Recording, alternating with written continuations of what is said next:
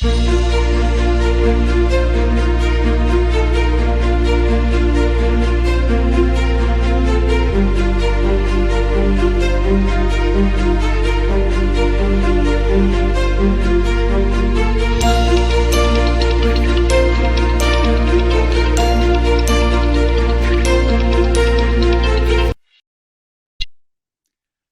morning and welcome to the first event of 2023 of the EU-UK Forum. And if it's not too late, Happy New Year. For those of us who care about the EU-UK relationship, January of last year was not a good moment. The phrase, things will get worse before they get better, was much bandied about. But since the EU-UK Forum is all about looking to the future rather than the past, are there signs that the mood music has changed and for the better? On the vexed issue of the Northern Ireland Protocol, as recently as yesterday afternoon, following a meeting a week earlier, the British Foreign Secretary James Cleverly, the Northern Ireland Secretary Chris Heaton-Harris, and Maroš Šefčovič, the European Commission Vice President, held what they called a stock-taking exercise, after which they issued a rare joint statement agreeing that, quote, this scoping work for potential solutions should continue in a constructive and collaborative spirit, taking careful account of each other's legitimate interests, unquote. Still cautious language, of course, but a distinct improvement on the recent past. Public opinion in the UK also appears to be shifting. Without us here going down the rabbit hole of rejoining the EU or returning to the single market and customs union, there is now a very clear majority in the UK in favour of a closer relationship with the EU. Which brings us perfectly to the theme of today's webinar. I'm delighted to welcome Anton Spisak, a senior fellow at the Tony Blair Institute for Global Change, who will discuss his new and much talked about paper called Fixing Brexit, a new agenda for a new partnership with the European Union. Before joining the TBI, Anton was a senior policy advisor in the Cabinet Office and more recently in the then Foreign and Commonwealth Office, where he worked on the Brexit negotiations. And before that, he held roles at the Financial Times, where he worked as a leader writer, and at the Institute for Government and Rand Corporation. Welcome, Anton, and thank you for being with us this morning. Good morning, Paul. It's a pleasure to be here. Right. In the discussion that Anton and I are about to have, we would very much welcome your input and expertise.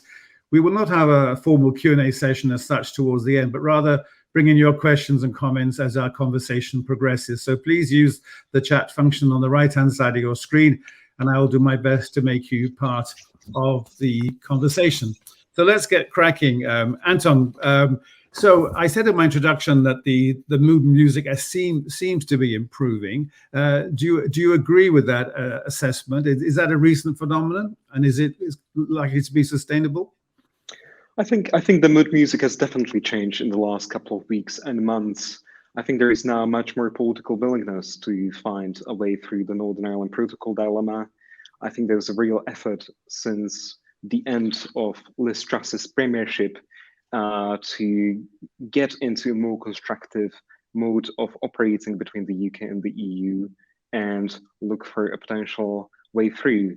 That said, I don't think it's going to be easy in the next couple of weeks and months. I think we are just at the beginning of the process. And I think actually yesterday's statement between Maroš Šefčovič and James Cleverly reflects that. I think there is clearly an acknowledgement that some progress has been made, especially on getting the data access for goods moving into Northern Ireland from Great Britain sorted. And there is some sort of implicit understanding of the kind of customs arrangement that implies for traders moving those goods. But I think we are still just at the very beginning of this process, where some of the most difficult questions, especially around regulation for agri-food, and so-called SPS issues, those are the sanitary and phytosanitary regulations that create so much of the friction between GB and NI. And then the most difficult question, which is the question of governance and the role of the European Court of Justice, those really remain unresolved for now. So we are, I think, just at the beginning of this process, but I think, the stars are aligning slowly, so to speak, to get us to a place where I think we could see some resolution, at least partial resolution, before the end of March, beginning of April. Well, we, of course, shouldn't fall into the trap of devoting the entire discussion to the Northern Ireland Protocol, but so much hinges on the future relationship with on some kind of agreement on the protocol between now, as you say, and maybe the 25th anniversary of the Good Friday Belfast Agreement in later on in the spring. So you're optimistic. Do you think that the UK government, maybe more than the Commission, feels that there is an obligation to find some kind of deal by then because of the symbolic nature of the commemoration of the anniversary?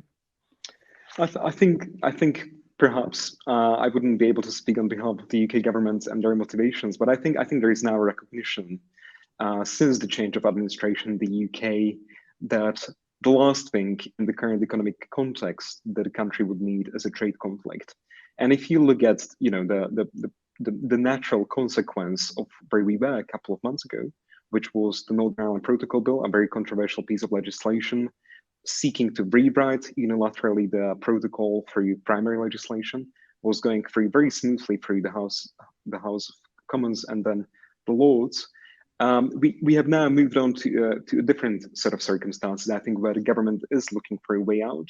They are willing to look at a more constructive way of operating the relationship.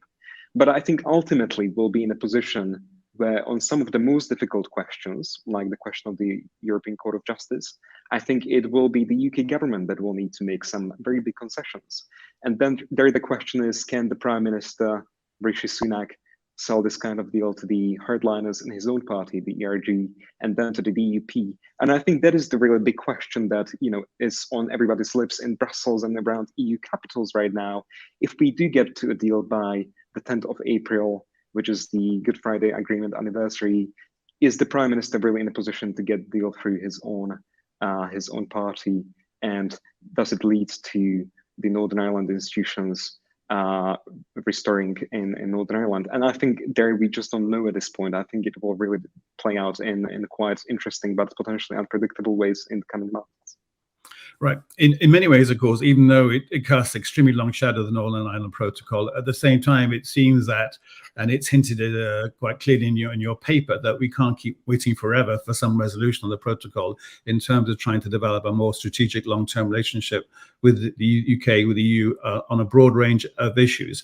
And you start in your paper by saying that the time now, we need to have a new debate about how to fix Brexit, more pragmatic, you say, and less ideological. Are you reasonably confident that that is now starting to happen, irrespective of Rishi Sunak's activity now and trying to push some kind of resolution on the protocol?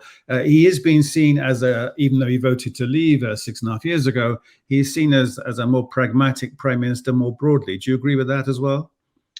I would probably agree with that. I think there are two major things that have changed in the last 6-9 months, irrespective of the whole Northern Ireland question. The first one is the public opinion. I think there has been a real and visible shift in the perceptions of Brexit by the British public. And there are really kind of two very crucial elements to this. One is the views of the consequences of Brexit, which in the polling that we did back in the autumn, in that polling, it's become very clear that there is a very significant majority of people, including a significant portion of people who voted to leave, who think that Brexit is really not delivering what it was promised to do. And I think it's about 65-70% of people who think that. So that is a significant majority across the political spectrum. And then there is a second element to this, which is that most of the public do want to have a closer, more constructive, more functional relationship with the EU. They frankly don't want to talk about Brexit anymore. They just want to forget about it. They're broadly traumatized by the whole process. They want to move to other issues that they actually care about: the economy, the NHS, all the other things which are much more pressing to them. So I think, in the way that relationship, that public opinion is shifting, I think we'll see a new political space opening up for debating what kind of relationship the UK should have with the EU in the future. And I think the second thing that has changed in the last couple of months, over the last year, is obviously Ukraine, which shows that, if we strip away all the kind of politics of this entire process, ultimately there is something much bigger at stake here. And that is the prosperity of the European continent and the collective security that we face together as the UK and the EU. And I think in that context, the problems like Northern Ireland Protocol and the movement of sausages from Great Britain to Northern Ireland are really about something else.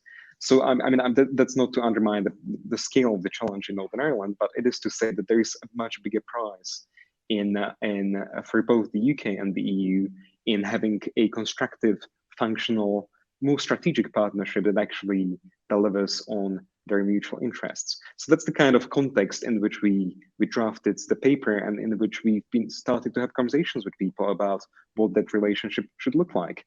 Because I think we are just at the very beginning of this process, and it's going to last, I suspect, the next couple of years.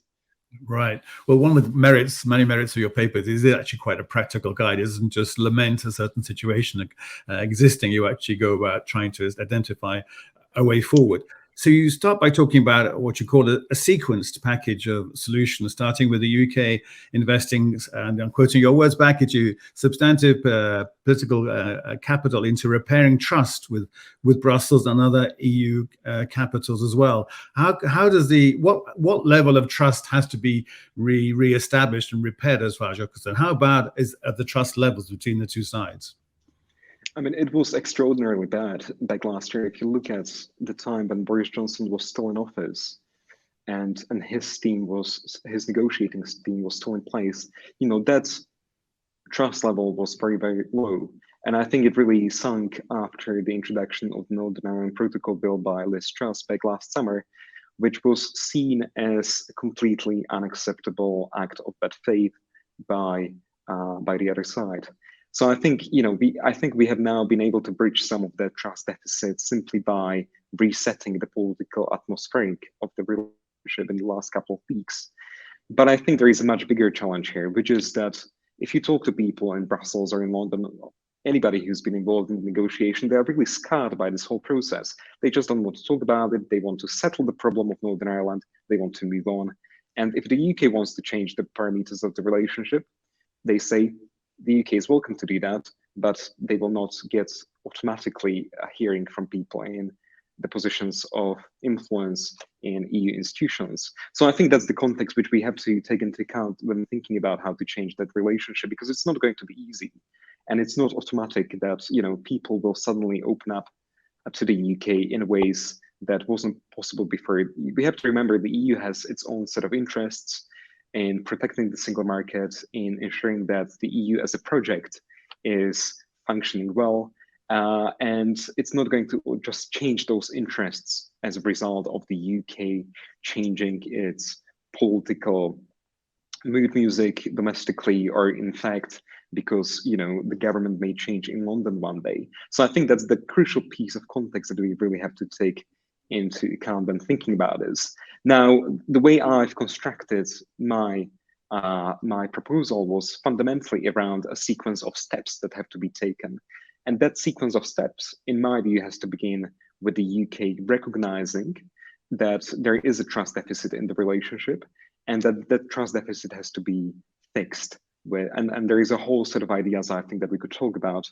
But I think the most essential ingredient to this is settling the Northern Ireland Protocol question, and then just restoring a more functional way of operating that relationship between the UK officials, between the European Commission officials, other partners, and then at the political level, having more regular contact between the European Commission President, between the UK Prime Minister. And we are seeing some signs that is being restored, but we are still very long way away from actually building that confidence back in. Now, Paul. So to be clear, as far as you're concerned, the ball is very much in the UK's court in order to be more proactive in its area, not wait for the Commission to make the first move. It's up to the UK. And therefore you say in your paper the UK should agree. Well, there should be agreement on what you call a package of confidence building measures. Could you be a bit more specific for the benefit of people watching us, what you mean by some of these confidence building measures? I mean, I think it should be I think. Well, let me begin differently. I think the worst thing that can happen is a UK Prime Minister, whether it is the current Prime Minister or the future Prime Minister, it doesn't really matter, just going to Brussels with the ask of negotiating demands, like negotiating mutual recognition of conformity assessment, like professional qualifications. A set of very sensible steps that I agree would make a real difference in the way that the relationship is functioning, without actually investing first in the political relationship itself. Because I think if you do want to end up in a situation where you are able to achieve some of those, where you are able to negotiate some of those asks, there is a whole big exercise that has to precede that. A whole big exercise in restoring trust, but actually in becoming clearer internally within the UK about some of the strategic choices that the country has to make. And you asked me, Paul, about the package of confidence building measures that I think needs to be put in place as part of that first step. I think it's very simple things like helping people get through the borders more easily, potentially simplifying some of the visa requirements that people face when they're applying for when they want to travel to the EU or to the UK. It is fixing some of the issues around mobility. I mean, those are all things that don't necessarily have to be tied in with the broader question of how the trade and cooperation agreement should be revisited after 2025 when the provision on the review of the TCA kicks in. Those are the things that can be done beforehand, but they do require a very careful approach. And I think then there is a step on the UK side that the government has to take, which is to make some kind of substantive offer to the other side on some of the things that the EU wants from the UK. I think there's a broad recognition that the UK has been a very important player in providing military assistance to Ukraine. I think there is a real desire in EU institutions and in EU capitals to see more structured form of cooperation on questions of foreign policy and questions of tackling climate change and regulating, big tech and social media companies. So I think those are all areas where the UK can actually offer something quite substantive, but it has to be reciprocal. It can't be just one-sided, and it has to show value that the UK is willing to engage with those questions and that it has a stake in a broader European project, not the EU, but in the prosperity of the European continent as a whole. Okay, there's quite a common understanding, and it's understandable to the extent that people think, to the extent that they think at all about Brexit, if they're not too bored by it, that the negotiations came to a conclusion at the end of 2020 with the adoption, the very last minute, of the Trade Cooperation Agreement, and which sets out there'll be some kind of review of this TCA 5 years later, 2025, which kind of suggests that in between time, there's no scope at all, there's no mechanism, if you like, without being too bureaucratic or legalistic, for discussion about cooperation. But you're suggesting that through realpolitik, if nothing else, and you mentioned the Ukraine war, let's not just wait for the TCA review, which we'll come to because you talk about it in your report, for discussion on cooperation. Let's just get on with it now and find ways to cooperate while waiting for the review, which will take place in 3 or 4 years' time. I think that's right. I mean, the reality is, for that to happen, the Northern Ireland Protocol question will need to be settled. I think I don't think there should be under any illusion that until there is a durable solution to the Northern Ireland Protocol dilemma, it will be next to impossible to restore some of that constructive spirit in which to conduct that level of cooperation. And I think, there is a big question about what would happen, just going back to where we began our discussion, if the DUP, the Democratic Unionist Party, would refuse to engage with any kind of compromise that may be struck between the UK and the EU.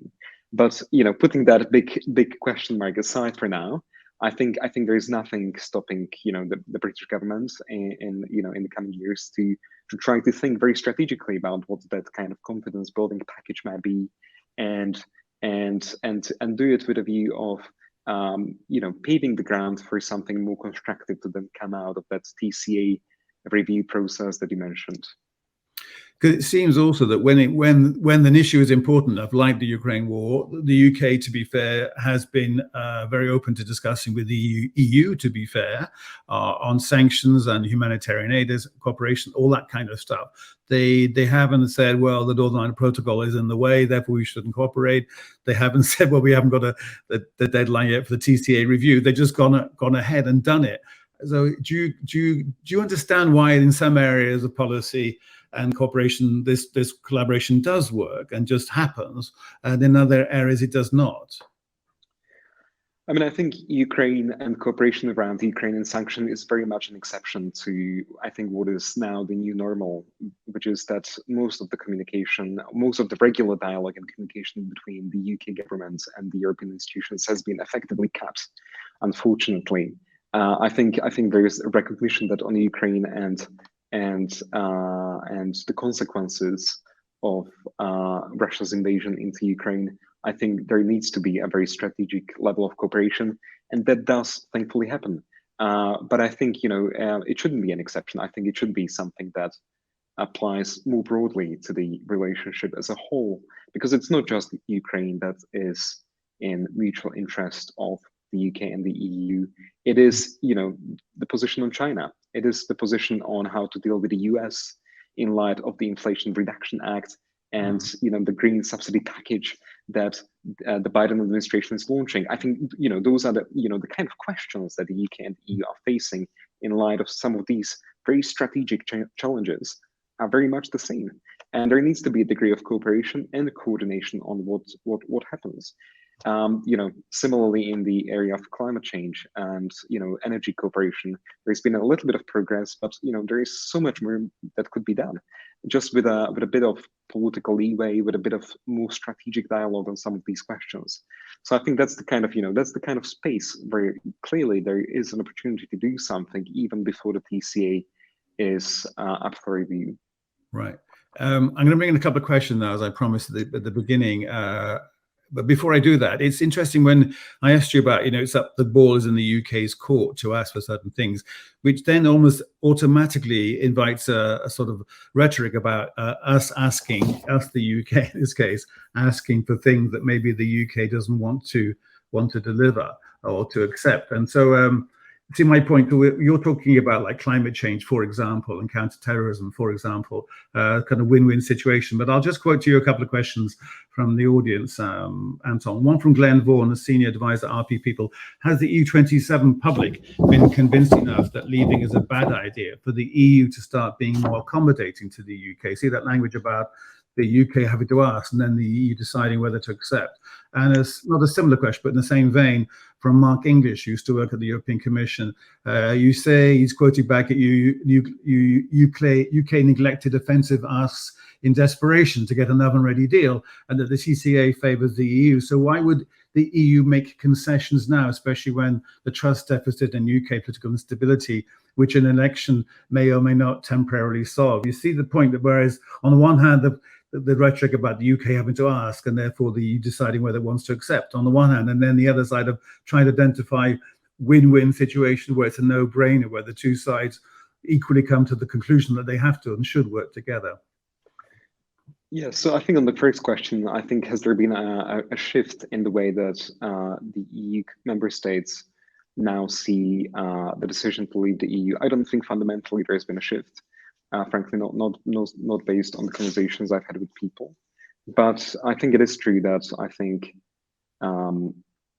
there is now recognition that, broadly speaking, at least, there is a space for finding a different, more balanced, more strategic kind of relationship. And I think there is a recognition that the current, very baseline deal that was negotiated is really not a very sustainable basis on which to have a deep cooperation.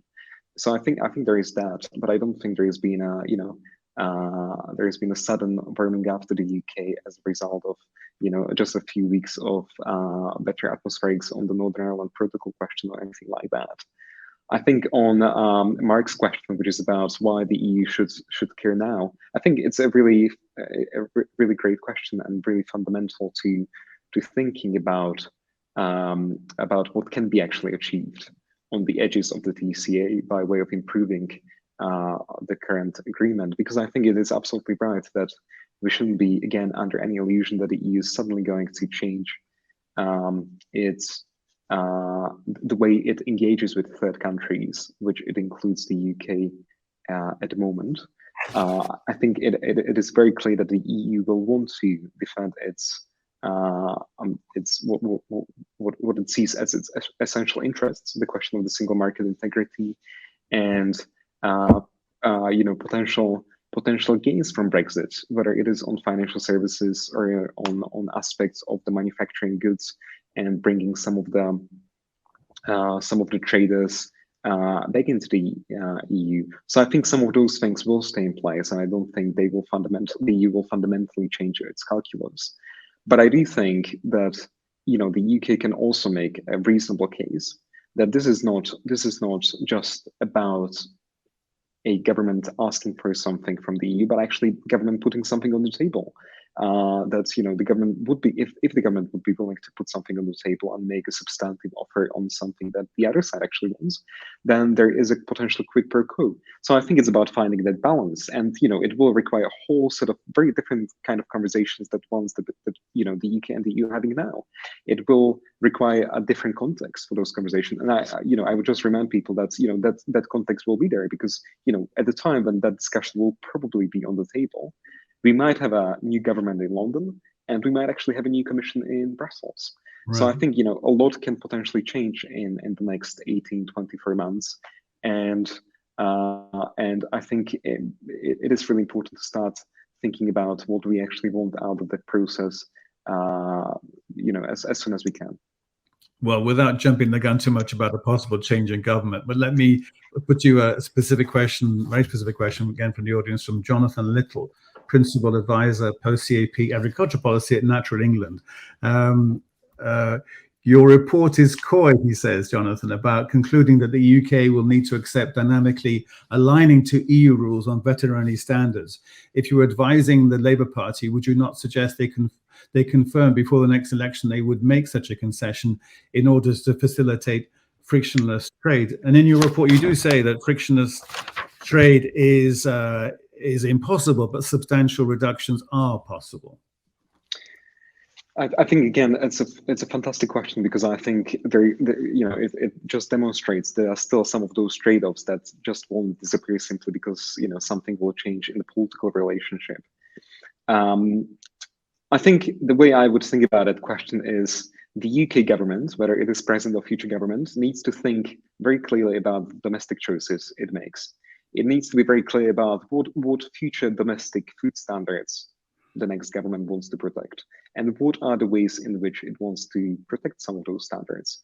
In my view, and this is the recommendation I made in the paper, I think there should be a very upfront legislative commitment to regulate at least in the same way, at least to the same objectives and very similar outcomes to the way that the EU is doing it, because it is broadly in the UK's interest that that level of protection is maintained for domestic and for regulatory reasons. So I don't think there is any obvious case for deregulating on food safety standards, not as a matter of negotiating something better with the EU, but as a matter of domestic choice, as a matter of sovereign choice that post-Brexit Britain actually makes.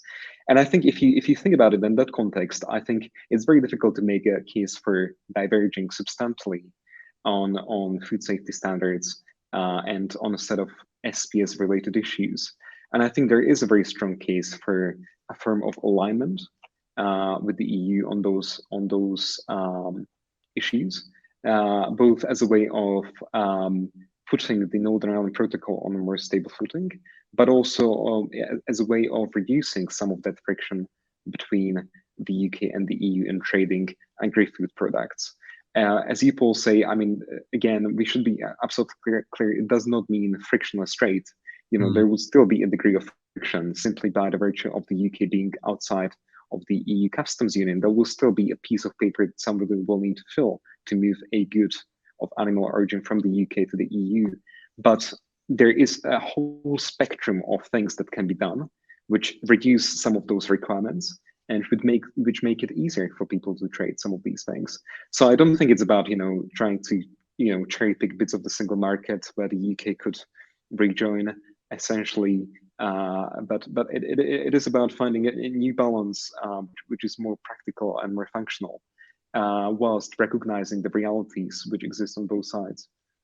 Well, even more specific follow-up question with Jonathan, which we'll try and deal with briefly, if you don't mind, again, without jumping the gun about potential changes of government in the UK.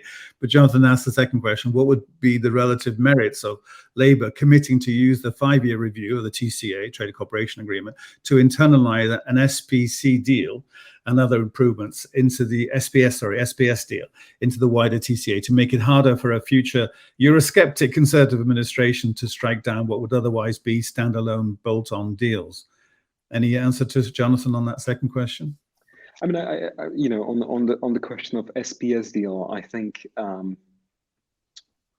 one of the recommendations I do make in the paper on this particular question is to essentially come closer to the EU and become more aligned with EU SPS regime as a matter of domestic choice. And I think it will be. I think then the question is, how do you construct the governance around that system in a way that allows the EU to be able to essentially respond if something changes in the UK domestic context. So, you know, if, for example, the food safety standards in the future became reduced for some reason because, you know, the future government may change, whatever else, you know, there could be a mechanism to ensure that the EU is able to essentially put up some of the more stringent controls. But you know, I think it is fundamentally about constructing a set of governance arrangements which allow us to do these kind of issues. And I don't think it's impossible. You know, other countries have done it. I don't think that, you know, there is a reason why the UK and the EU and a more constructive world would not be able to do it. But, you know, quite a lot needs to happen before we get to that place, I think. So I think while I'm broadly, you know, optimistic that some things can change and improve, I think quite a lot of the political fundamentals need to fall into place before that can happen. Right. Well, we're majoring big time on the politics now. A question from Richard Corbett, the former MEP, Deputy Chief of Staff at the European Parliament as well. Question to you, Anton. Do you think that the slow but steady shift of UK public opinion to a large majority saying Brexit was a mistake should make it easier for the Labour leadership, at least, and others to be more outspoken? Have you reached the point where a forlorn attempt to placate a dwindling number of voters who still think that Brexit was a good idea risks alienating a larger and growing number of voters who are critical of Brexit? And before you answer, you do start your report by saying the UK's political leaders can no longer hide from Brexit. They need to openly acknowledge its consequences and set out a plan to fix them. But it's critical of all the major political parties there. I think that's right, because you know, I think you know, when we did the polling last autumn, it was a fairly comprehensive set of questions that we asked the public. And when you look at some of the regional breakdown of the views on the questions which ask people about the consequences of Brexit and how positive or negative they perceive Brexit to be, if you split that question by the regional breakdown, essentially what you see is actually that, you know, people are mostly concerned about Brexit in Scotland, which is not surprising, in Northern Ireland, again, which is not surprising, and then followed by northeast of England. So there is actually quite a lot of, it appears there's quite a lot of the negative perceptions of Brexit in the so-called red wall seats and political constituencies which voted for Brexit, but which turned blue in 2019. So I think there is a bit of really interesting kind of regional dynamics, and you know, there is probably a big open question for somebody studying this in more detail to ask why that is the case. Does it have to do with any of the kind of trade frictions that have been created, given that that region is so much more heavily dependent on manufacturing exports to the EU? I don't know. I'm just kind of assuming here, but I think there, you know, that is one piece of dynamic which is really interesting. And the reason why I'm raising it is because I think it does potentially open up a little bit of space for Labour to be more ambitious, to be more upfront about the consequences of Brexit, to strike the right balance between acknowledging those consequences and then not wanting to revisit the old battles between rejoining the EU or staying outside, or you know, potentially rejoining the market now. So I think you know, I think that's a really interesting thing to be watching for. I think I think it does require quite a lot of openness and honesty about some of these consequences. And I don't think any political leader of any political persuasion should be trying to hide behind that right now. Right. You said one of the other tasks you mentioned in your report is for the UK to develop what you call a clear and coherent domestic European strategy. And by that, you mean a new domestic regulatory strategy and a new diplomatic strategy. And there's a question linked to that, Anton, from John Peet from The Economist, UK editor at The Economist. Can Macron's, everyone now calls it Macron's, European political community become a helpful forum for restoring trust and mending EU-UK relations at heads of government level, or is it likely to be just another insignificant talking shop? What do you think about the EPC? So, I mean, I think the EPC, to give credit to Liz Truss, in one of the, 45 days of her premiership, she made at least one right choice, which was to join the meeting of the European leaders in the European political community. And I think it was the right decision because, yes, it is just a talking shop. Yes, it doesn't have a secretariat. It doesn't have any administrative function that could actually carry through some of the agendas that the European leaders discuss. But, in the political context in which we are now in, with Ukraine, with the energy crisis, with all these big questions facing the future of the European continent as a whole, I think it is a useful thing for European leaders to get together every 9-12 months and talk about these things. So I think it does fulfill the function. I'm a little bit more skeptical about whether it could actually lead to a substantive change in the way that UK-EU relations are conducted in the next couple of years. I don't think it really provides the kind of depth of engagement that you would need on those respective issues. But that's not to say that it's not a useful instrument for engagement. So I think it's definitely a great thing that the UK is now part of those discussions. That I think the third meeting of the EPC will be hosted in London, if I'm not mistaken. So I think those are all encouraging signs. But I don't think we should be pinning our hopes on the EPC as a main mechanism for fixing Brexit or dealing with some of those consequences of Brexit. Okay. Well, let me take you back then to this idea in your report about the UK needs to articulate a new domestic regulatory strategy. It's true that I think, to be fair, even some of the Brexiters would accept when the Remainers or people who are neutral complain, where's the strategy post-Brexit? You won the referendum 6.5 years ago. Where's your strategy for dealing with regulation? Not just regulatory alignment with Europe, quote unquote, but your own regulatory policy. What does the UK need to do to make the most of its new sort of independence from Europe? Well, I think that's a really fundamental question. I think which actually, I think in many ways is the homework that the UK needs to do before actually asking for anything from the EU in the TCA review process. And it just takes us back to discussion on SPS standards and food safety. If the UK doesn't know what kind of domestic choices it wants to make on food safety standards, and which bits of the food safety acquis it wants to have a different level of protection than the EU, then it's very difficult to make a convincing case to the EU or to anybody else, any other trading partner, that you want to get something out of a trade arrangement with them, which is, less than what they ask of other countries, other trading partners. So I think that it's absolutely essential that the UK invests a substantive amount of effort and resource in trying to systematically assess the areas in which there are potential benefits from taking a different approach from the EU. And there may be very legitimate interests on the UK side. It may be because some of the EU regulations is not really fit for purpose for the UK domestic purposes, or it may be because the UK will choose on the basis of its existing regulations to allow regulators to have more leeway to be able to innovate in some regulatory spaces that would be otherwise very difficult within the current EU regulatory structures. And those are, very legitimate things to be pursuing, but there needs to be an evidence, there needs to be an assessment and a process underpinning that assessment that takes us to that conclusion.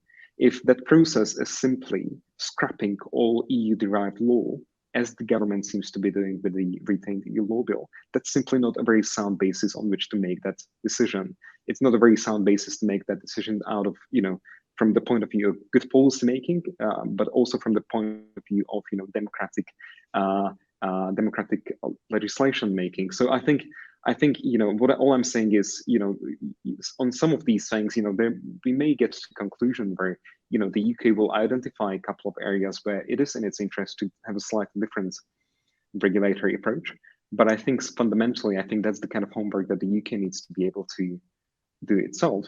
And only on that basis, it can then go to the EU and say, look, we have concluded domestically that on food safety, we have very similar regulatory objectives, if not the same. We have very similar regulatory outcomes that our legislation is asking us to pursue. So why not take a common approach to managing some of these regulatory questions?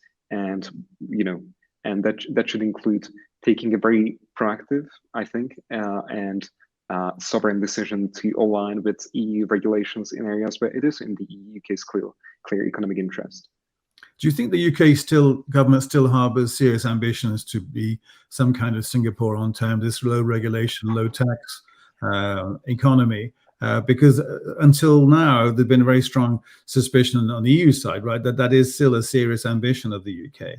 Because if it's not, it seems to be quite a waste of effort and energy, especially in this context of trust building, if the government, the UK side, is not actually pursuing it anymore, and therefore the grounds of suspicion of the EU are no longer valid.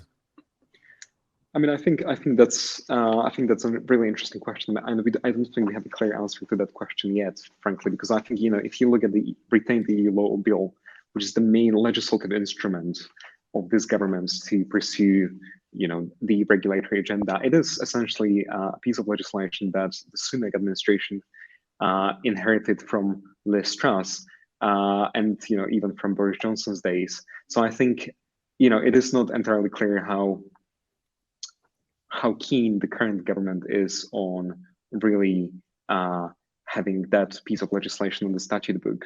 And it is entirely plausible they will try to amend this, in ways that will actually change some of the potential implications of that. But it is true, it's not going to be easy, I think, for the government, because remember, the Prime Minister is in a really difficult position with his own backbenchers. He's not appearing particularly strong on all kinds of questions, not just this. And as soon as he tries to water down the retained EU law bill, he will face substantive opposition, I think, from the part of his backbenchers who've been the main advocates of this whole approach to regulation. But I think the key point probably that I would make is it's not the same thing to be aiming for better regulation than aiming for deregulation. I think to have better regulation, you don't have to necessarily deregulate things. You can make things simpler. You can make things more streamlined in your own domestic regulatory system, but you don't have to deregulate. You don't have to minimize the level of public protection that certain regulations are asking for. So I think that's the key point, I think, which is really important in all this, and one I think which I haven't seen evidence that this government or the previous two governments have really taken a full account of. Yeah. As a related question, I think from Malcolm Harbour, the former member of the European Parliament from the Conservative Party, Mark, your question is quite brief and succinct, Malcolm, so I hope I interpret it correctly. He asked you, what does the EU want from the UK? In the Brexit negotiations, the EU put a priority on the UK maintaining, presumably the UK's insistence on maintaining state aid rules. But this is now a big issue, in the EU itself, right? Because we know from 1927, there's a big debate about the level of state aid, especially in large member states like France and Germany. So do you think that that's still an issue for ongoing discussions, especially when we come to the TCA review? I don't think it will be a big problem, frankly. And the reason for that is, I think, twofold. One is that the UK now has a domestic subsidy control system, which is essentially very similar, but slightly different from the EU state aid regime. You have to remember that back in 2020 and indeed in 2019, when the protocol was being renegotiated. The UK didn't have that system in place. It didn't have domestic subsidy control policy. So I think the political calculation on the EU side with respect to state aid was quite different. There was just a big concern that the UK's domestic subsidy control regime might not be sufficient, and the whole negotiation during the TCA level playing field provision chapter was essentially about how do you construct a robust enough domestic regime. So I think there is a degree of assurance that the EU now has of the UK's commitments on state aid. But I think that the second piece of context, which is important, is also really interesting and potentially crucial, which is that the EU is now toying with the idea of essentially, making its own state aid regime a little bit different and more flexible, not just in light of the pandemic and the massive subsidies that have been granted during that time, but actually also in current discussions about, how to respond to what I previously mentioned, the Inflation Reduction Act, and what kind of exemptions that may require. So I think it's a whole area that I think the EU will need to,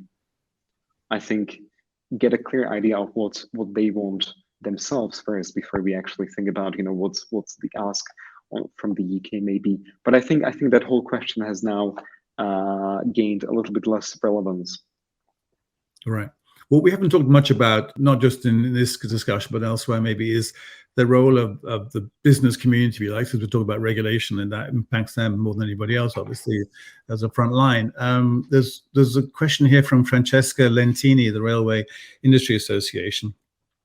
She says, you mentioned it is fundamental that the UK rebuilds trust with the EU. Do you have any advice for trade associations and the role they can play in rebuilding this trust? And if I may add to your question, Francesca, the kind of related question also, which is often undercovered, under discussed, frankly, is the extent to which the industry should speak out more and tell the government what the industry thinks the government should be doing in this post-Brexit world, as far as their interests are concerned. I think, again, it's a really interesting question, because I think the position that business found itself in, at least with respect to post-Brexit issues, was a fairly tricky one. I think there is a broad recognition in the business community that there is a whole suite of problems that could be resolved in a more constructive way if we had a more constructive relationship. But at the same time, I think businesses were just really concerned that as soon as they raise those problems with the governments, that will essentially make it very difficult for them to access ministers and access civil servants and people who matter, because nobody in the UK system wants to be thinking about those questions very, very actively. So I think there is a very legitimate concern that the business community has had in the last couple of years, really, since Brexit happened, about how vocal they can be. But I think, again, if the context changes and if we do end up in a different position in a couple of years' time, I think it will change too how business should engage with some of these fundamental questions about the future. And I think what I would say is that, and this is one of the points in my paper, is that the TCA review process, I think, should be a real vehicle for the government to get businesses on side and to ask businesses what kind of changes would they want to see in the implementation and in the functioning of the trade and cooperation agreement. And let me cut it there, Anton, because that's in the few minutes, forgive me, in the last few minutes available to us. Let's talk about the last part of your report, which is exactly that, the TCA review.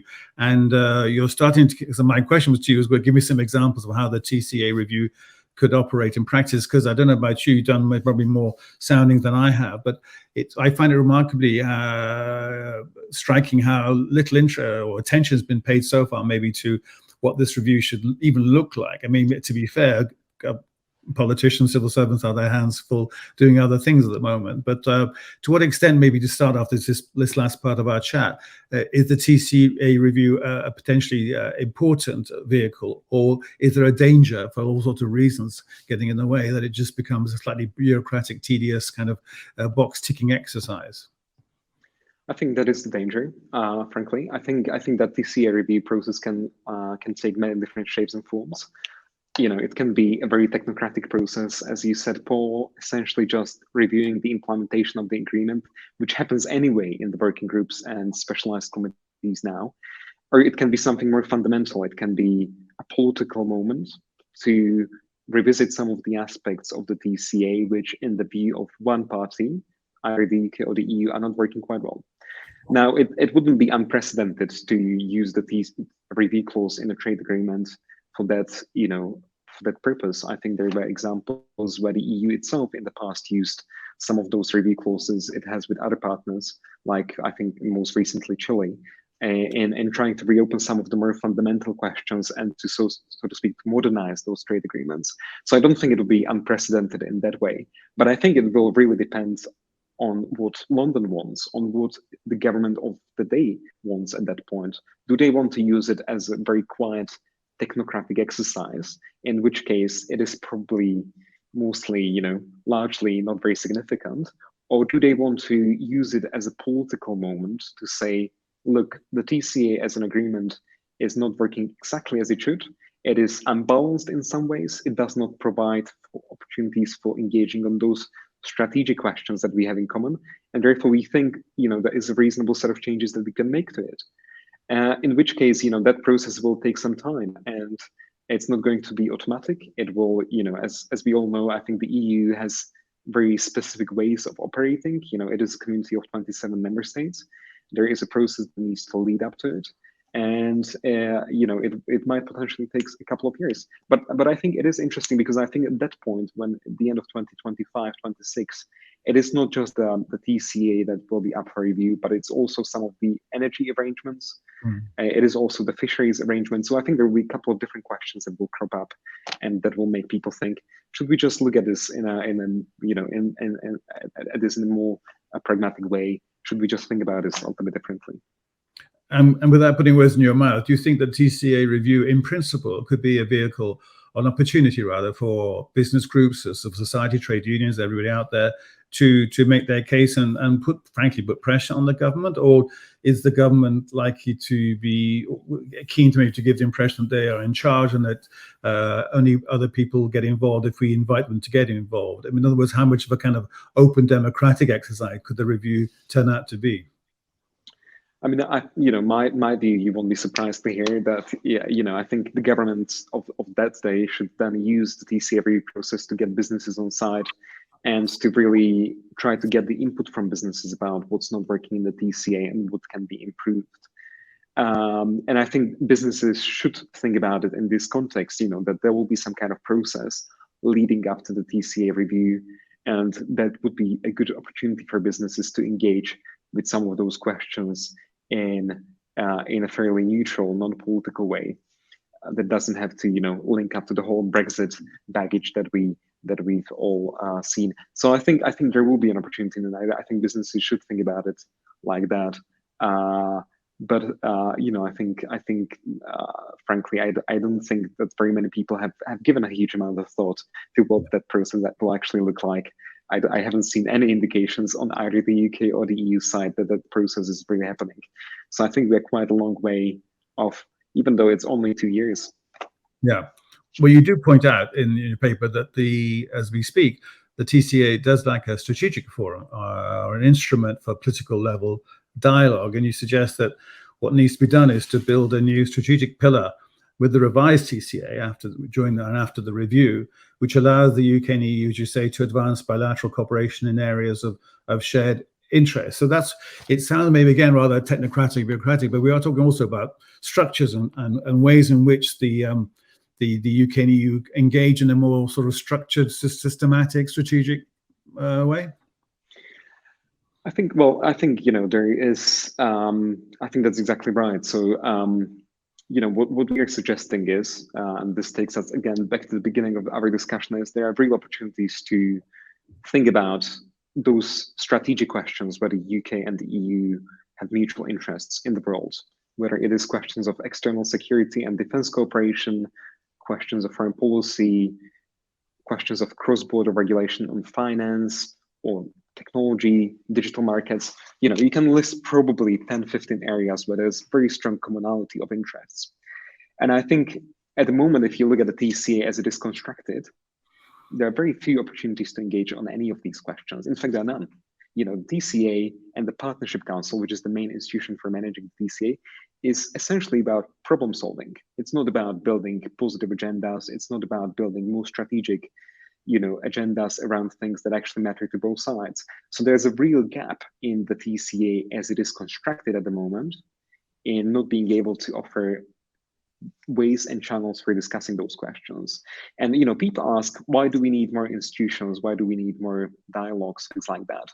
Well, the sad truth is, in these international matters, you need to get together to be able to talk about things. And some of these things essentially function as signaling mechanisms for officials to be able to go to the other side, their counterparts, and say, look, within the auspices of this working group, we can actually get together every couple of weeks and talk about these things. So, there is quite a lot that these things can actually achieve in practice if there is political appetite to actually get them moving.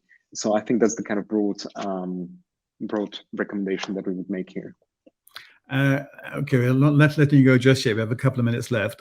Lisa Carroll, Brexit correspondent at The Guardian, asks, don't forget, she says to us, and to you in particular, that in 2024, the Northern Ireland Protocol is also voted on in Stormont, if Stormont is actually sitting.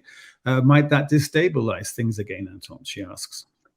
Well, my view on the whole Northern Ireland Protocol situation right now is that, even if we do get to an agreement, which I think we will probably get to some kind of agreement by April, I think it will be very, very difficult, if not impossible, to get the DUP back into the institutions, which I think is going to create a huge political challenge. And I think it will keep, the protocol question on the table for the foreseeable future, frankly. Because I think, what happened in the last 2 years, and this is the real kind of tragedy of the current situation, is that as the UK government moved to the extreme, it encouraged the DUP to move to an even greater extreme. So the expectations are now set at such a high level within the parts of the unionist community in Northern Ireland that it will be virtually impossible to satisfy them with any kind of compromise that will be struck before April. Now, if that's correct, and I hope I'm completely wrong on this, but if that's correct, then I think it will be a question that will keep cropping up, unfortunately, for the next couple of years, I'm afraid. And I think Lisa is completely right to point out the Stormont vote that's supposed to happen in 2024. And I think there is a big question. If obviously we don't have a Northern Ireland Assembly, then that vote effectively can't happen, and there will be questions around how, what else can be done. So I think, I think Lisa is right. I think the political, dimension of the protocol question, I think is a really significant one. And I think it will take a real long time for us to find a more stable equilibrium. Right. Well, maybe one last question, and we have run out of time, unfortunately. What kind of reaction have you had to your report since it was first published just the end of last year? How receptive have various groups been to it? Is it seen as a useful, over optimistic, over pessimistic? What has the general reaction been? The one thing that has actually really surprised me in a positive way is the amount of responses from the business community. I think there is now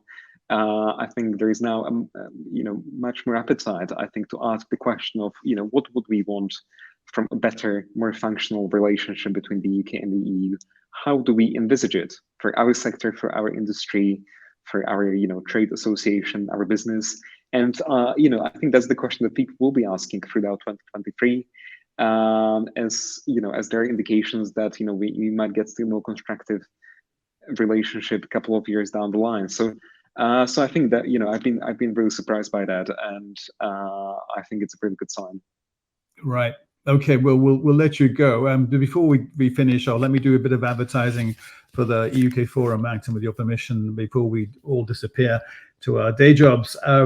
Just to let you know that the UK Forum, all of you out there, is partnering more and more with other groups, diplomatic missions, regional authorities, civil society groups, business groups, and so on, as well as academia and think tanks. Next week, we are co-hosting with Queen Mary University of London at their Paris campus, a Franco-British strategic dialogue, a one-day conference to help prepare in our own modest way the official Anglo-French summit taking place a couple of months later in Paris. And if you have any ideas of what the forum should be doing in this new year, do get in touch with me. My email address is on the website. And if you want to work with us in any shape or form going forward, just drop me a line and I'll be very open to hear your ideas and very much welcome your input. With that, thank you again, Manton. Your report is really required reading. Everybody should definitely read it if they haven't done so. I read it again for this preparation for this webinar. And thank you again for being with us. And thank you all out there for being with us and taking part and asking questions. And see you next time. Thank you very much for having me, Paul. Pleasure.